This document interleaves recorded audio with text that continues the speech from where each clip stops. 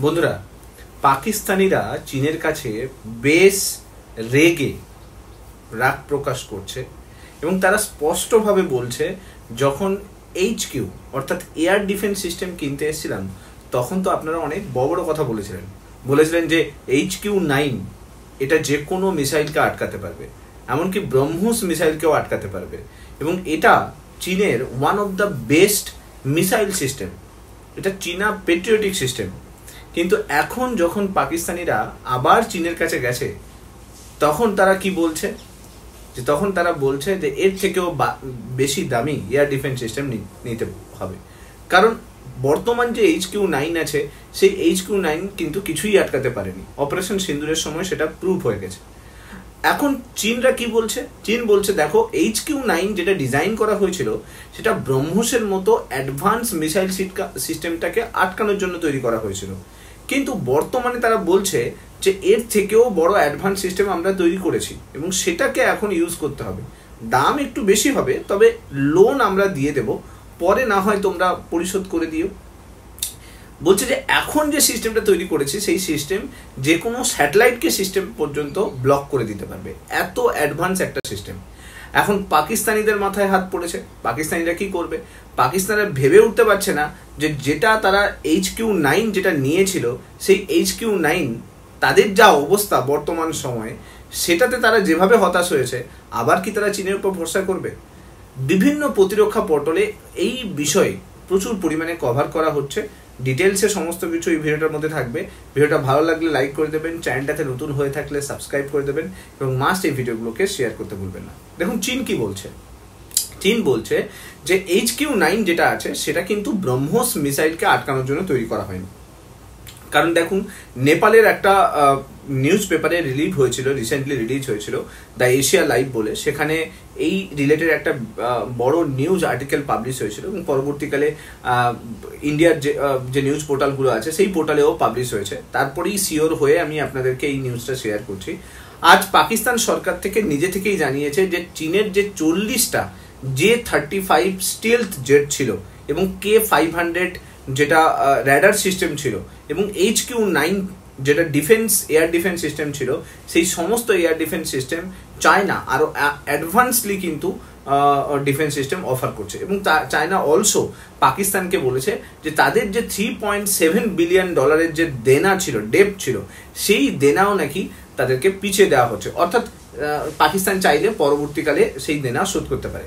এখন এই খবর যেই এসছে বিভিন্ন জায়গাতে ছড়িয়ে পড়ছে, বিভিন্ন নিউজ পোর্টালে আসছে, মানে পাকিস্তান ভাবুন যে HQ-9 যেটা এয়ার ডিফেন্স সিস্টেম নিয়ে এসেছিল সেই এয়ার ডিফেন্স সিস্টেম চায়নার থেকে নিয়ে এসেছিল এবং চায়নার বিরুদ্ধে অনেক বড় বড় অভিযোগ তুলছে যে এইসব সিস্টেম কোনো কার্যকর নয় এবং ডিসকাউন্ট দিচ্ছে চায়না। এই যে সিস্টেম, চায়নার যে এই সিস্টেম, সেই সিস্টেম কোনোভাবে কোনো জায়গায় কাজ করে না। এই অভিযোগ এখন আসছে কার কাছ থেকে? পাকিস্তানের তরফ থেকে চায়নার উপরে। এবার আপনারা জানেন চায়না অনেক মিসাইল সিস্টেমকে বিভিন্ন কান্ট্রিতে সেল করার চেষ্টা করছিল, এখন সেটাও করতে পারছে না। এখন এই খবরের পেছনে কতটা সত্যতা আছে সেটা পরবর্তী বিষয়, কিন্তু তার থেকেও যেটা সব থেকে চমকপ্রদ গল্প উঠে এসছে সেটা হলো, যখন চায়নাতে একটা র্যাডার নিয়ে আসা হয়েছিল এবং সেই র্যাডারের মাধ্যমে বলা হয়েছিল যে ভারতের বিভিন্ন এয়ারবেসকে ধ্বংস করা যাবে। এই র্যাডার যখন নিয়ে আসা হয় তখন সেই র্যাডার কিনতে পাকিস্তান দৌড়ে যায়। কেন না? পাকিস্তান দেখে কি যে ভারত রাফায়েল কিনছে, আর পাকিস্তান যেই দেখতে পেয়েছে যে ভারত রাফায়েল কিনছে তখন চায়নার কাছে দৌড়ে চলে গেছে পাকিস্তান, গিয়ে বলছে যে এই রাফায়েলকে ট্র্যাক করব কিভাবে। তখন চায়না বলেছিল যে ভাই, আমার কাছে যে কোনো জিনিসকে ধরতে পারার মতো এরকম র্যাডার আছে এবং আমাদের কাছে যে র্যাডার আছে সেই র্যাডার সমস্ত কিছুকে ধরতে পারবে। তো এই যে F-22 পর্যন্ত ধরতে পারবে বলা হচ্ছিল। F-22 আপনারা জানেন প্রচুর স্পিড, তো সেই স্পিডের যে কোনো জিনিসকেও ধরতে পারবে এই র্যাডার। এইসব ফালতু প্রতিশ্রুতি কিন্তু দিতে থাকে কে? চীন। কাকে? পাকিস্তানকে, এবং পাকিস্তানকে এইভাবে বোকা বানাতে থাকে। চলুন এবার একটু গল্পটাকে একটু ডিটেলসে আপনাদেরকে বলি। তার আগে আমি আপনাদেরকে বলে দিই, যদি আপনাদের এই ভিডিওগুলো ভালো লাগছে তাহলে মাস্ট ভিডিওগুলোকে লাইক করে দেবেন। চ্যানেলটাতে যদি নতুন হয়ে থাকেন তাহলে মাস্ট একটু সাবস্ক্রাইব করে দেবেন এবং বেল আইকনে ক্লিক করে রাখবেন যাতে নতুন ভিডিও এলে এই ভিডিওগুলোকে আপনারা দেখতে পান। দেখুন, চীনের যে সোশ্যাল মিডিয়া প্ল্যাটফর্মগুলো রয়েছে, যেমন আপনারা যদি দেখেন ভিভো আছে, এছাড়া আরও অনেকগুলো প্ল্যাটফর্ম আছে এবং কিছু ডিফেন্স প্ল্যাটফর্মও আছে যেখানে ডিফেন্সের বিষয়ে প্রচুর আলোচনা করা হয়। তারা বলছে যে পাকিস্তানিরা কিন্তু রীতিমতো ডিসঅ্যাপয়েন্টেড, প্রচুর পরিমাণে হতাশ হয়ে গেছে, কারণ তাদের HQ-9 যেটা অর্থাৎ এয়ার ডিফেন্স সিস্টেম যেটা চায়নার থেকে নিয়েছিল, তারা ব্রহ্মসকে থামাতে পারেনি। এবং পাকিস্তানি অফিসিয়ালরাও অভিযোগ করছে যে এই যে HQ-9 সে ব্রহ্মস সিস্টেমকে কেন থামাতে পারলো না। চায়না যেখানে এত বড় বড় অ্যাডভান্স সিস্টেম লঞ্চ করেছে, এত কিছু দাবি করলো, তাহলে এটাকে কেন ধরতে পারলো না, ব্রহ্মসকে কেন আটকাতে পারলো না? তার উত্তরে চায়না দিয়েছে। চায়না কি বলেছে? চায়না বলেছে যে ভাই আমরা যে সিস্টেমগুলো তৈরি করেছি সেটা ব্রহ্মসকে থামানোর জন্য তৈরি করিনি, আমাদের ব্রহ্মসকে যদি থামাতে হয় তাহলে HQ-9 এর অ্যাডভান্স ভার্সন নিতে হবে। এখন পাকিস্তান বুঝতে পেরেছে যে চায়না তাদেরকে টুপি পরিয়ে দিয়েছে, এখন চায়নাকে এখন এয়ার ডিফেন্স সিস্টেম একজনের কাছ থেকেই নিতে পারবে, সেটা হচ্ছে চায়নার থেকে। এখন পাকিস্তান কি দেখছে? পাকিস্তান দেখছে যে আমাদেরকে এয়ার ডিফেন্স সিস্টেম যদি আরও হাই পাওয়ার্ডে অ্যাডভান্স এয়ার ডিফেন্স সিস্টেম নিতে হয় তাহলে চায়নার উপরেই ভরসা করতে হবে। কিন্তু আপনারা জানেন যে ভারত এইবারে যে অপারেশন সিন্দুরের সময় যে স্ট্রাইক করেছিল সেটা বিশেষত কিন্তু ব্রহ্মস মিসাইল দিয়ে স্ট্রাইক করেছিল, স্ক্যাল্প মিসাইল দিয়ে স্ট্রাইক করেছিল, এবং তার মাধ্যমে পাকিস্তানের যে 8খানা এয়ারবেস পুরো গুঁড়িয়ে দিয়েছিল। এবং সব থেকে ক্ষতিগ্রস্ত যদি দেখেন ক্ষতিগ্রস্ত হয়েছিল সেটা হচ্ছে নূর খান এয়ারবেস, ঠিক আছে? তো এই নূর খান এয়ারবেসেও কিন্তু চায়নার সব থেকে বড় র্যাডার YLC-80 র্যাডার, সেই র্যাডার কিন্তু বসানো ছিল। এখন সেই র্যাডারও কোনো কাজ করতে পারেনি, পুরো র্যাডার সিস্টেমই কিন্তু ধুলোয় গুঁড়িয়ে গেছে। এখন চীনের না এই র্যাডারটা নিয়ে প্রচুর গর্ব ছিল, পাকিস্তানকে না প্রচুর কথা শুনিয়েছে যে এই যে র্যাডারটা দিচ্ছে এই র্যাডার সমস্ত জিনিসকে ধরে ফেলবে। কিন্তু পরবর্তীকালে যখন অপারেশন সিন্দুরের সময় ভারত ব্রহ্মস মিসাইল বা এই সমস্ত স্ক্যাল্প মিসাইল ইউজ করে যখন অ্যাটাক করলো, তখন চায়নার এই সমস্ত র্যাডার কোনো কাজই করেনি, ঠিক আছে? এবং বলা হয়েছিল চায়না পাকিস্তানকে বলেছিল যে ভাই যেটা তোমাকে দিচ্ছে এটা একটা অ্যান্টি স্টেলথ র্যাডার, 500 কিলোমিটার রেঞ্জের মধ্যে থেকে যে কোনো জিনিস আসবে সেই জিনিসকে কিন্তু ধরে ফেলতে পারবে। কিন্তু আলটিমেট রেজাল্ট কি হয়েছে? রেজাল্ট হচ্ছে 0, কিছুই করে উঠতে পারেনি। আপনারা জানেন যে HQ-9কে যখন বিক্রি করেছিল চায়না, বিভিন্ন কান্ট্রিকে বিক্রি করেছে, সেই কান্ট্রিতে যখন বিক্রি করেছিল তখন বলেছিল যে US এর একটা এয়ার ডিফেন্স সিস্টেম আছে যেটা হচ্ছে প্যাট্রিয়ট সিস্টেম, সেই প্যাট্রিয়ট সিস্টেমের মতোই কিন্তু HQ-9 হচ্ছে এরকম একটা সিস্টেম যেটা প্রায় 250 থেকে 300 কিলোমিটার রেঞ্জে যে কোনো জিনিস আসুক তাকে কিন্তু ঢুকতে দেবে না, তাকে কিন্তু ক্যাপচার করে ফেলবে এবং মিড লোয়ার রেঞ্জ থেকে কিন্তু তাকে নষ্ট করে দেবে।